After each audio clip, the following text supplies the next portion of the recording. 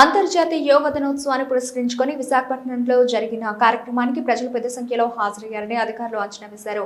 ఈ నేపథ్యంలో కార్యక్రమానికి విచ్చేసిన వారి సౌకర్యార్థం గ్రేటర్ విశాఖపట్నం మున్సిపల్ కార్పొరేషన్ అధికారులు విస్తృతమైన ఏర్పాట్లు చేశారు.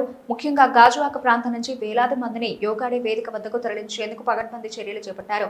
ఈ కార్యక్రమానికి గాజువాక నుంచి సుమారు 28,000 మందిని తరలించాలని లక్ష్యంగా పెట్టుకున్న జీవీఎంసీ ఇందుకోసం మొత్తం 288 బస్సులను సిద్ధం చేస్తోంది. ప్రజలకు ఎలాంటి రవాణా ఇబ్బందులు తలెత్తకుండా చూసేందుకు అనుసరించాల్సిన మార్గాలను ముందుగానే పరిశీలించారు. ఇందులో భాగంగా గాజువాకలో 11 బస్సులతో ఒక ట్రయల్ రన్ నిర్వహించారు.